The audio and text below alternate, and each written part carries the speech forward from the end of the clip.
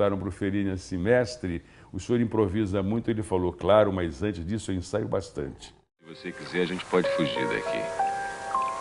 Que tal? Tá bom assim? Não, tá lindo. Você tá um tesão. Para o amor não dura mais do que 70 dias ou 32 cópulas. Malandro tem sua ética. Amigo não trai amigo. Delicada flor da cultura pátria, a priquitinha. Oi. A Bel Air marcou profundamente a vida de seus realizadores e já virou até filme. Essa força de produção absurda que Sganzella e Bressani catalisaram nos anos 70 é inspiração até hoje para muita gente que trabalha com cinema. No momento em que filmes de baixo orçamento custam em torno de R$1 milhão, é no mínimo interessante fazer esse paralelo com a catarse produtiva da Bel Air. E fica a pergunta. Como filmar aquele roteiro engavetado num mercado tão caro? Fazer desse projeto uma companhia de cinema. O que isso significa? Uma equipe que trabalhasse nos 3 filmes, uma equipe técnica e artística.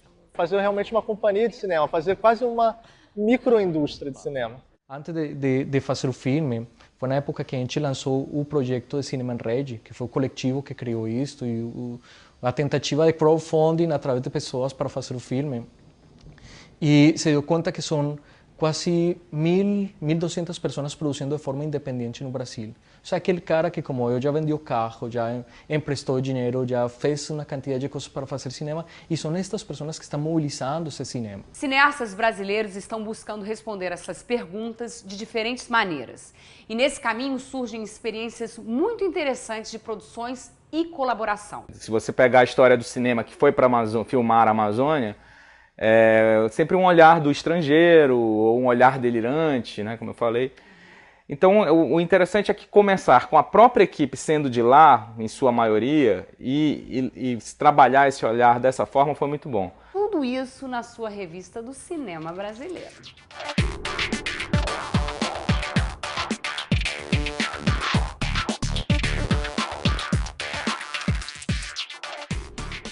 Bruno Safad, Ricardo Prete e Leandra Leal vestiram a camisa do cinema brasileiro e conseguiram fazer um milagre.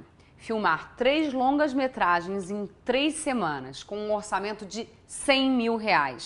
Loucura? Não. Muita disciplina, talento e divisão de tarefas. A ideia? Montar uma companhia de cinema inspirada na Bel Air. O objetivo? Produzir filmes urgentes num processo cooperativo de produção. O resultado? Uma equipe totalmente entrosada e comprometida que garantiu a realização dessa empreitada.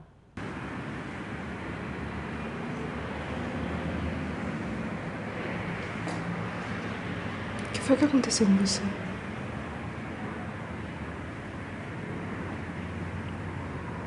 Caí da escada. Você sabe que eu sempre fui estabanada? A Operação Cinecil, que surgiu de toda uma vivência no cinema minha, do Ricardo Prete, que é o outro diretor da operação. Eu tenho uma história ligada a 2 grandes cineastas brasileiros, o Júlio Bressani e o Rogério Sganzella.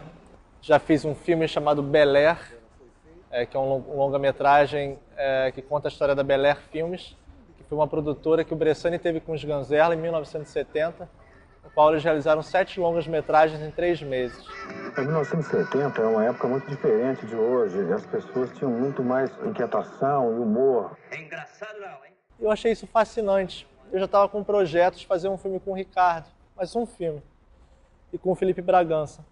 E aí a gente tive a ideia, de vez de fazer um filme, a gente fizesse 3 filmes. Avisei ao Ricardo, ele se empolgou, eu resolvi chamar a Leandra Leal, por ela ser uma grande atriz, mas também por ela ser uma empreendedora, né? E essa foi a nossa ideia, fazer realmente uma companhia de cinema, fazer quase uma microindústria de cinema. Melhor. Não, e também não tem perigo de cair, entendeu? Exatamente. Ai, meu pai, os atores estão virando, bota na Eu acredito muito nessa proposta.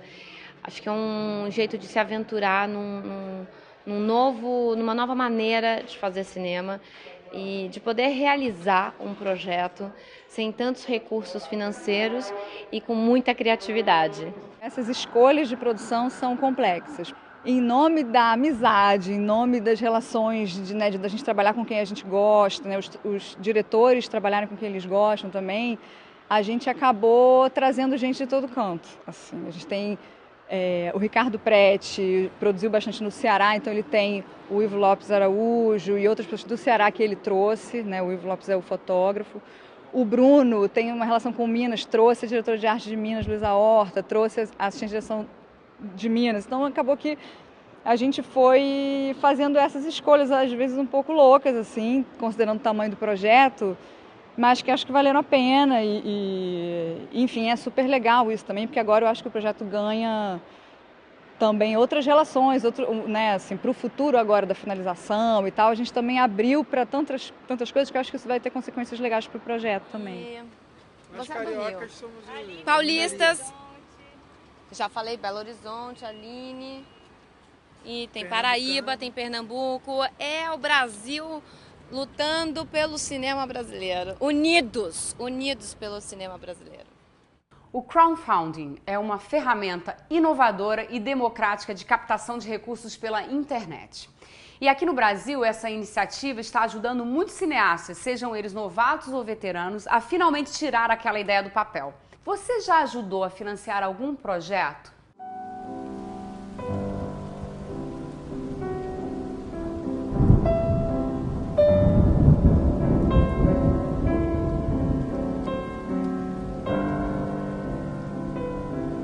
Um colombiano que decidiu morar no Brasil e fazer cinema.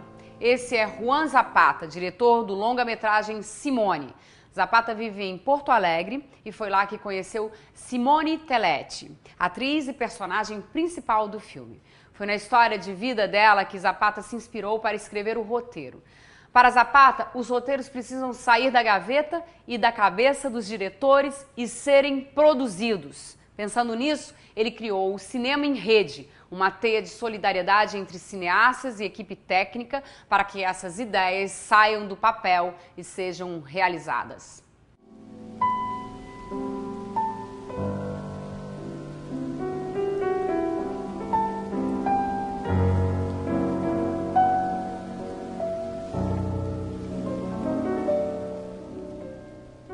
Eu pensei Simone, Simone nasceu em 2006, eu estava fazendo um teste de elenco para uma série que dirigia na época e escolhi a Simone. Ela chegou, era a penúltima pessoa para fazer teste de elenco depois de ter passado umas 5 horas olhando pessoas. E quando chegou ela, eu simplesmente precisava um olhar. E que era definitivo para o personagem que estava sendo escolhido. E quando ela estava no set, ela só tinha uma participação pequena no trabalho. E ela decidiu ficar todo dia no set para aprender e para fazer parte da produção. Conversei com ela, terminamos sendo amigos, e ela contou sua história para mim. Quando ela começou a contar a história, eu pensei inicialmente em um documentário, mas quando comecei a gravar, a fazer entrevistas, me di conta que era impossível. Por primeira vez na minha vida profissional, sentia que uma narrativa documentária não era necessária. Eu devia trocar a carreira de atriz pela de cozinheira. Eu vou tomar um banho. Você não alcança o shampoo que está dentro de uma dessas sacolas? Vai tomar teu banho que eu faço café com leite. Pelo olhar do Juan, a sensibilidade que ele tem e como que os fatos se deram também de essa redução de pessoas no set. Ele criou um ambiente, além de que escolheu a dedo as pessoas, né? Foram pessoas escolhidas sem detalhe. Como um trabalho de ator, a gente prepara um monte de coisas, escreve, faz, aí chega o diretor, não faz isso, joga fora isso e fala reto, papo reto aqui, eu disse, caraca, preparei isso semanas, tudo. Isso gera toda uma insatisfação. Agora imagina se o diretor começa se desprendendo disso, tipo, essa cena toda eu pensei assim. E na hora a gente vê, não funciona. E ele é o primeiro a dizer, gente, isso que eu estava pensando não funciona. Pô, se ele tem esse desprendimento, Você, pô, eu preparei essa cena desse jeito, que também não é. Bora, também não é.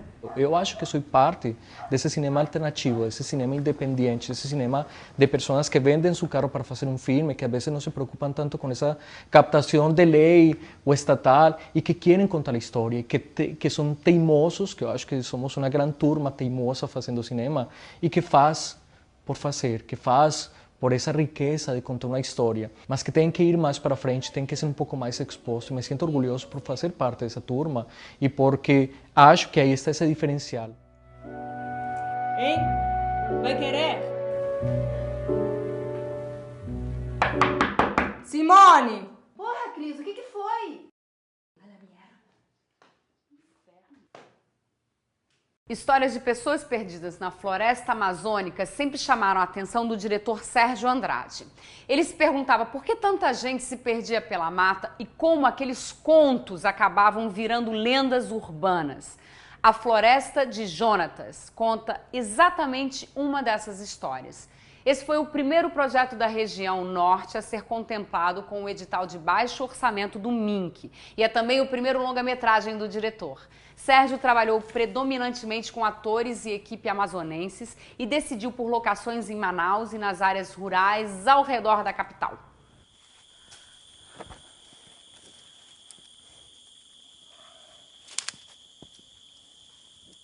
É uma história simples de um rapaz que se perdeu na floresta. Só que o filme ele tomou uma proporção tal que não é apenas isso, né? Na verdade, é a história de um rapaz que descobre uma nova floresta, né? Eu não sei se ele estava perdido antes e se achou na floresta. O filme acaba dando essa dimensão. Cadê, Maria? Casal dos Patos? Cadê? Cadê, Maria? O que tu quer?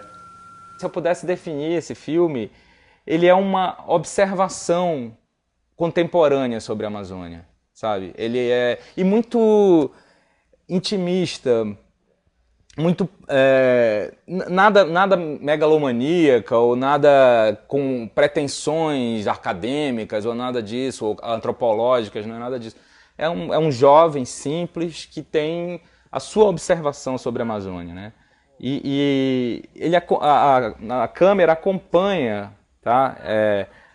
O que acontece com esse jovem. E o que acontece com esse jovem está intimamente ligado com a região amazônica, porque ele é um homem contemporâneo da Amazônia. Então é isso, é uma observação sobre a Amazônia. O interessante é que começar com a própria equipe sendo de lá, em sua maioria, e trabalhar esse olhar dessa forma foi muito bom. A Floresta de Jonatas é o primeiro longa de Sérgio Andrade, que dirigiu os curtas Criminosos, Um Rio Entre Nós e Cachoeira, que lhe rendeu o prêmio de melhor diretor de curtas-metragens no Brazilian Film Festival.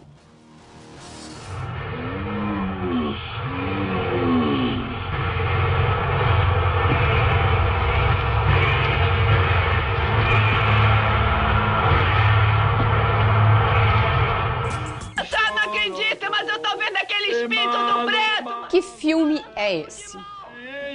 Ah, vou morrer!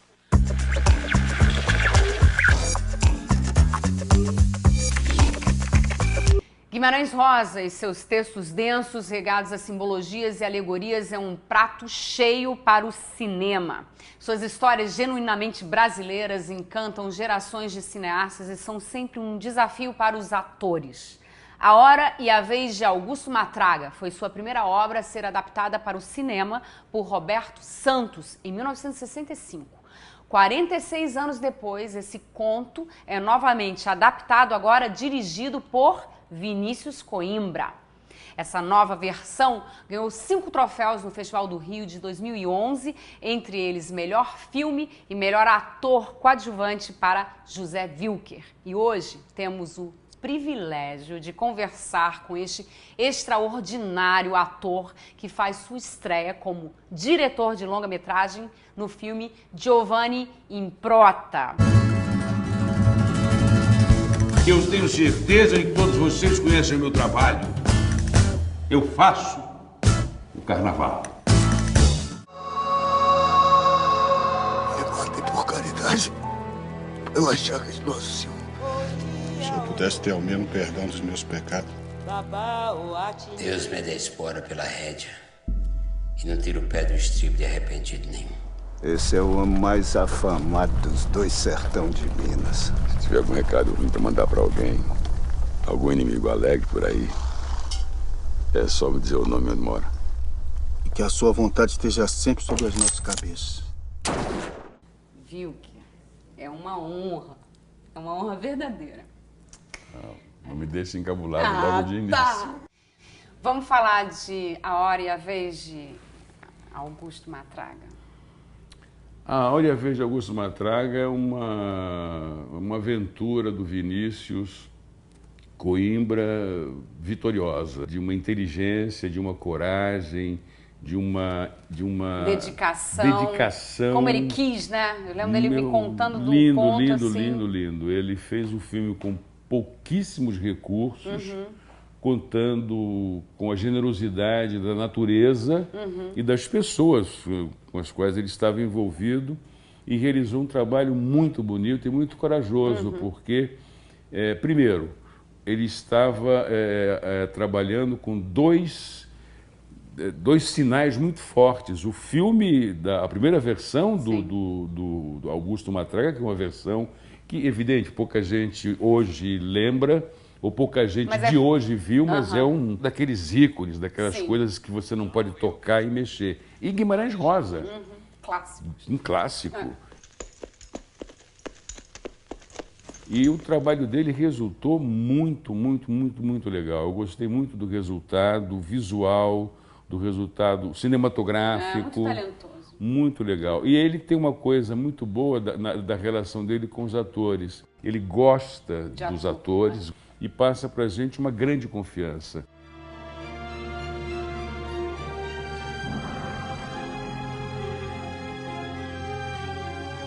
O nome da personagem é muito bom, né? O nome é lindo. Joãozinho Bem.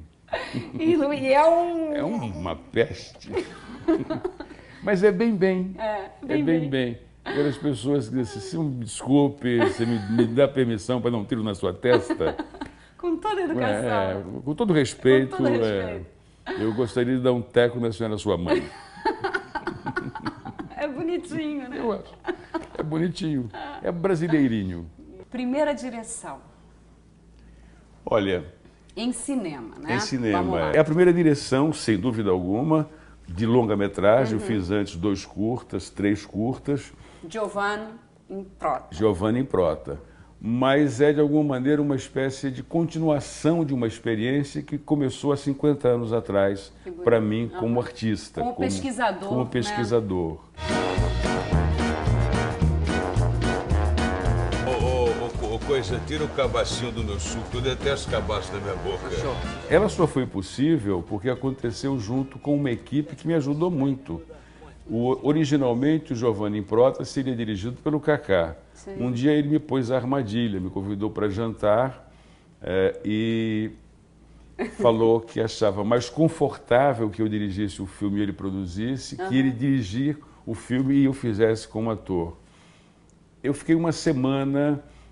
tendo pesadelos com a possibilidade de dirigir o filme e fazer como ator, porque não era só dirigir, era me dirigir também. E é o protagonista. Sim, eu filmo todas as sequências estou em todas as sequências do filme, e aí eu resolvi encarar, desde que eu pudesse me cercar de pessoas que me ensinassem ou que me dessem suporte para fazer aquele trabalho.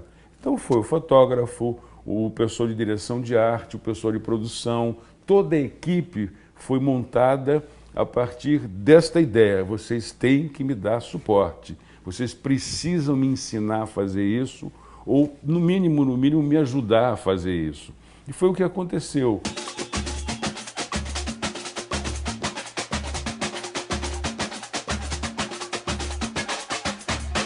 Enterro sem samba seria funerário. Eu tive uma equipe absolutamente sensacional. E para mim acabou sendo confortável. Claro que, eventualmente, eu chegava em casa como se tivesse passado o dia carregando pedras nas costas, muito cansado, mas muito feliz sempre, porque o resultado, eu estou podendo ver agora que estou acabando o primeiro corte do filme, foi muito bom. E muito bom não por mim, ou por minha causa, mas pela equipe que trabalhou no filme. Quanto tempo vocês filmaram? Nós filmamos 7 semanas, mas nos preparamos 2 meses de ensaio, com o ensaio e tudo. Eu decidi que eu tinha que ensaiar sequência por sequência, eventualmente com a presença do fotógrafo, com a presença do pessoal de som, com todo o desenho de cenografia sobre o palco. O set. Com o set montado, para chegar no set e poder inventar. Porque, como dizia Fellini, perguntaram para o Fellini assim, mestre, o senhor improvisa muito? Ele falou, claro, mas antes disso eu ensaio bastante. Eu acho que é o melhor caminho. Muito preparado para poder estar livre, né? Isso não quer dizer absolutamente que o filme seja uma obra-prima. Uma obra-prima foi fazê-lo. Eu estou muito contente. Mas você não acha que isso imprime? Eu acho que sim, eu acho que imprime. Eu acho que, sem dúvida alguma, um trabalho de preparação antes de você rodar qualquer sequência é fundamental. Fundamental. Eu acredito nisso piamente. E essa ideia de que você vai lá e de repente baixa um santo é uma tolice. Porque você tem que estar preparado para o acaso. Exatamente, exatamente. Você tem que estar preparado. Se você não, senão ele te atropela, né? Senão ele não vira, ele é confusão. E ainda mais você atuando, né? Claro, ele ganha de você e transforma tudo aquilo que seria claro num universo de escuridão sem sentido. Eu concordo plenamente. Ai, eu quero ver! Tudo de melhor. Tudo de bom pra você. Tudo de bom pra você. Obrigado. Copacabana Mon Amour, de Rogério Sganzella, é uma produção da Bel Air de 1970. Nesse filme, o diretor mostra, através de personagens típicos do submundo, os contrastes de um Rio de Janeiro decadente, ex-capital federal, conivente com os excessos da classe média e a miséria da favela.